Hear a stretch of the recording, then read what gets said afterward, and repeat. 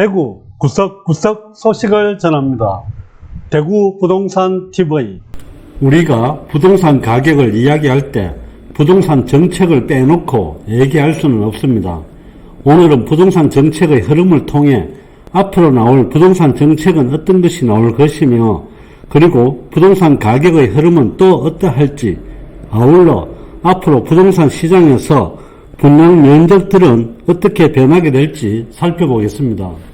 1967년도부터 2006년도까지 살펴보시게 되면 부동산 경기 부양책은 17건이며 주거복지 11건, 투기억제 31건이 시행이 되었습니다. 가격이 올라가면서 한참 열기를 붙을 때는 부동산 억제 대책이 나왔으며, 열기가 식은 이후에 가격이 떨어진다든지 이런 경우에는 반드시 부양 대책은 나왔습니다. 2012년부터 2021년도까지 부동산 정책 흐름을 한번 살펴보겠습니다. 2004년부터 2007년, 즉 참여정부일 때 과도한 택지 지정이 있었습니다. 가인 공급으로 인해서 2010에서 2013년까지 부동산 침체 원인으로 작용을 하고 있습니다. 2009년부터 18년도까지는 보금자리 주택 150만 채를 공급하겠다는 정책이 나왔습니다. 이명박 정부의 가장 핵심적인 정책이 보금자리 주택이었습니다. 국민 모두가 집을 소유한다는 그런 국가적 차원에서 목표를 세우고 시행을 했습니다. 공공분양과 공공임대로 150만 채를 공급하겠다는 내용이었습니다. 2007년부터 11년까지 미분양 주택이 굉장히 많이 누적이 되었습니다. 준공 이후의 미분양이 2007년도에는 17만호, 2011년도에는 43만호가 미분양 주택이었습니다. 2008년도에 미국의 금융시장이 굉장히 어려울 때도 서울의 부동산 가격은 하락하지 않았습니다. 하지만 2012년도에 들어와서 서울 부동산 가격이 많이 하락을 하게 됩니다. 강남 불패 신화가 깨지면서 일본을 따라간다는 내용이 기사들이 굉장히 많이 나올 때였습니다. 하우스 푸어가 이때 시작이 되었다고 보시면 될 것 같습니다. 이명박 정부가 물러나고 2013년도에 박근혜 정부가 출범을 하게 됩니다. 박근혜 정부가 출범하고 얼마 지나지 않아서 세월호도 터지고 이렇게 하다 보니까 전체적인 경기가 굉장히 많이 침체되어 있었습니다. 해서 2013년 4월 1일 날 부동산 시장의 정상화라는 개념으로 새로운 대책들을 내놓게 됩니다. 이명박 정부에서 보금자리 주택 분양령 70만 호를 공급하겠다는 내용이 있었는데, 이 부분을 20만 호로 축소를 하게 됩니다. 하지만 20만 호는 벌써 이명박 정부 때 지어졌는 내용이기 때문에 결국은 분양령 주택을 더 이상 공급하지 않겠다고 발표한 내용이라고 보시면 됩니다. 이와 더불어 최경환 경제부총리가 취임하면서 부동산 살리기에 역점을 하게 됩니다. 빚내서 집 사자라는 그런 분위기를 조성해 가고 있는 시점이었습니다. 부동산 가격이 올라가게 되면 부자라고 인식을 하고 소비가 활성화될 것이라는 그 기대 심리로 부동산 시장의 정상화를 꾀하게 됩니다.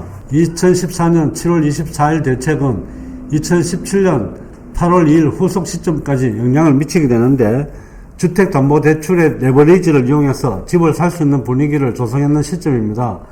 예를 들어서 10억 주택인 경우에 전세 4억에 대출 3억을 받아서 자기 자본 3억만 있으면 집을 살 수 있는 분위기가 조성이 됩니다.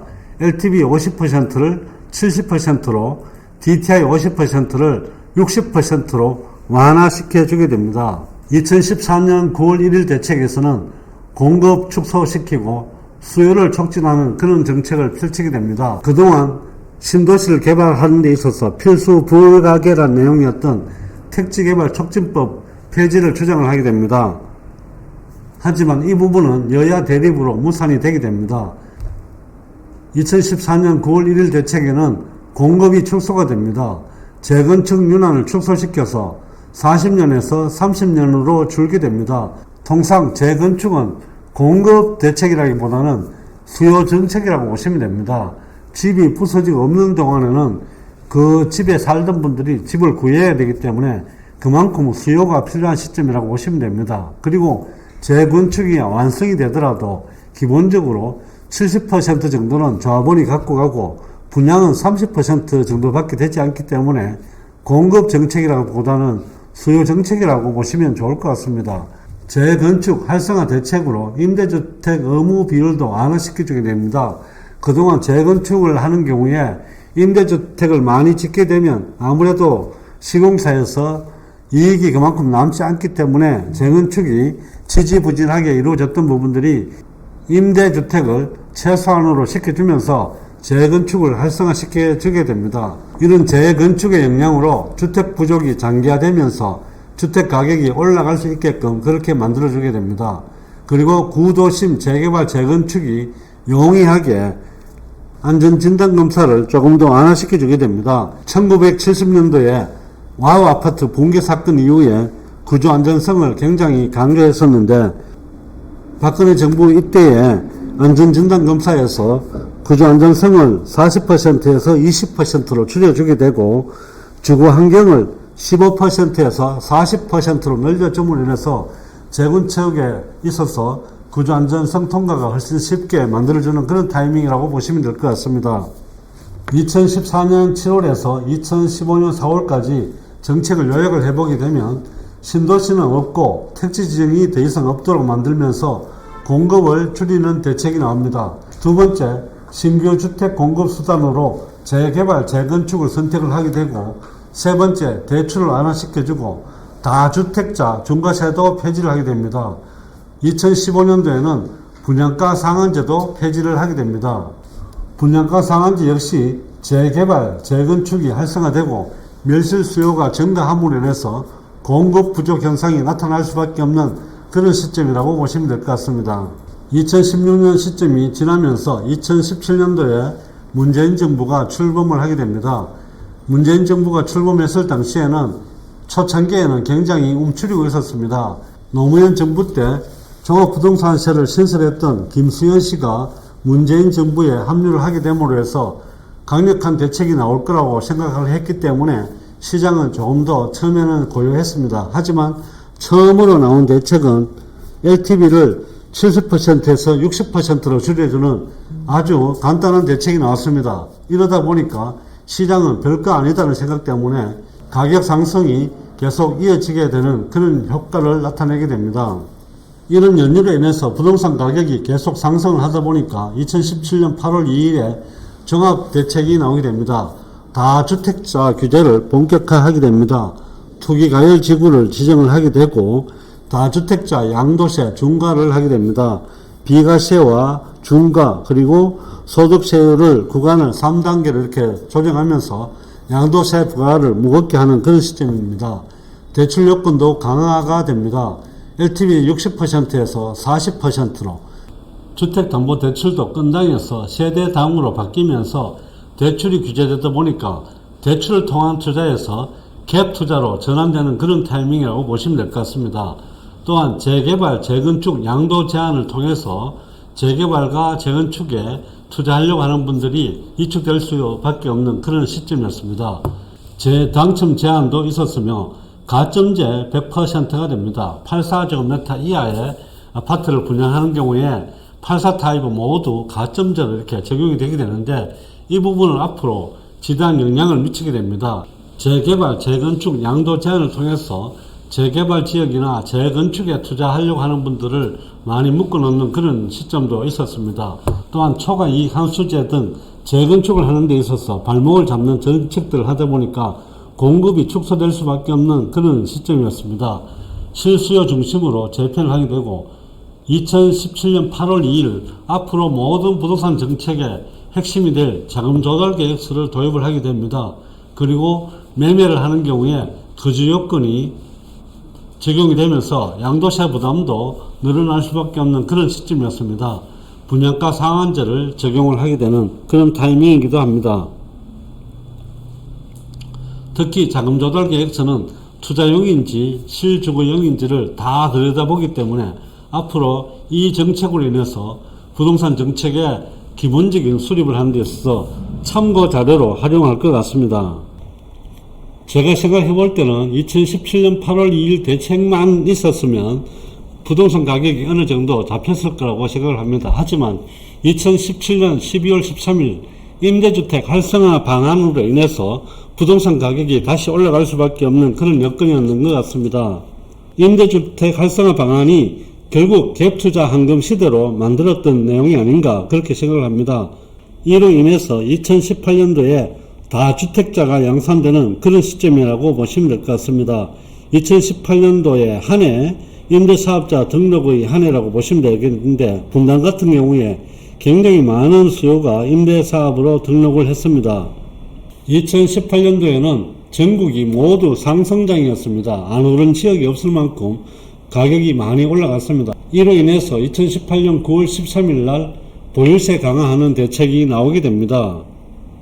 2018년 9월 13일 대책으로 다주택자 갭투자가 좀 힘들어지고 1주택자 갭투자가 많이 등장하는 그런 시점이었습니다. 1주택자들이 상승에 대한 기대 심리로 인해서 갭투자가 많이 나오는 그런 타이밍이었습니다. 2018년 9월 13일 대책은 임대사업자로 인해서 추가로 나올 수 있는 강력한 규제 대책이었다고 보시면 될 것 같습니다. 보유세를 인상하고 세율, 세부담 상한도 인상하는 그런 역할을 했었으며 임대사업자 요건을 굉장히 강화했습니다. 종부세도 부활이 되었었고 청약을 할 때 분양권이 주택수에 포함이 되기도 했습니다. 또한 청약 로또의 세대가 됩니다. 2018년 9월 13일 대책에 청약 로또의 시대로 변하게 됩니다. 기존의 주택들은 너무 많이 올라온 상태이기 때문에 분양권 쪽으로 이렇게 눈을 돌릴 수밖에 없었는데, 가점제 100%가 30대, 40대가 당첨되기에는 굉장히 힘듭니다. 그렇다 보니까 30대, 40대는 연끌을 통해서 기존의 주택을 매입하는 쪽으로 많이 분위기를 탔던 시점이라고 보시면 될 것 같습니다. 2019년도 하반기는 1주택자 갭투자가 상승장을 주도했습니다. 4년 단기 임대로 해서 시행이 되었던 거주요건 배제 이런 부분들이 결과적으로 1주택자 갭투자로 많이 흘러갈 수밖에 없었다고 보시면 될 것 같습니다. 해서 2019년 10월 1일 대책이 나옵니다. 전세대출 규제를 하게 됩니다. 주택금융공사, 주택도시보증공사, 서울보증보험을 통해서 9억 초과주택에 대해서는 보증금을 해소하는 그런 정책을 펼쳤는데, 주택금융공사와 주택도시보증공사는 그대로 시행을 했습니다. 하지만 서울보증보험은 9억 초과주택 보유자에 대해서 보증금 회수를 하지 않다 보니까 거의 대부분 서울보증보험을 통해서 전세대출을 받았다고 보시면 될 것 같습니다. 이런 여러가지 대책들이 나오면서도 가격이 상승하다 보니까 2019년 12월 16일 날 종합대책이 나오게 됩니다. 전세 레버리지를 제한하고 초고가 주택에 대해서 수요를 완화해주는 그런 대책입니다. 대출 규제를 강화하게 됩니다. 특히 투기과열지구에서는 9억 이하는 40%, 9억에서 15억 이하는 20%, 15억 초과 주택에 대해서는 대출을 아예 해주지 않는 그런 정책을 펼치게 됩니다. 실수요 요건을 강화시키고 종부세율을 인상하게 됩니다. 그리고 2019년도에 상승장을 이루었던 소득력 154조의 거주요건 배제 요건을 거주를 해야만 되는 조건으로 변경을 하게 됩니다. 또한 분양권 양도시 주택수에 포함하게 되고 양도세율도 인상을 하게 됩니다. 분양권에 대해서도 중과세를 매기게 되는 그런 시점이 2019년 12월 16일 대책이라고 보시게 됩니다. 자금조달 계획서도 전 지역으로 확대를 하게 됩니다. 거래 신고도 강화를 해서 60일에서 30일로 단축을 하게 됩니다. 또한 고가주택 기준을 공시가격에서 시세로 변경을 하게 되고, 대출을 받은 경우에 1년 내 처분을 해야만 되는 그런 규정도 신설을 하게 됩니다. 임대주택도 거주요건 비과세 부분은 조금 더 강력하게 시행을 하게 됩니다.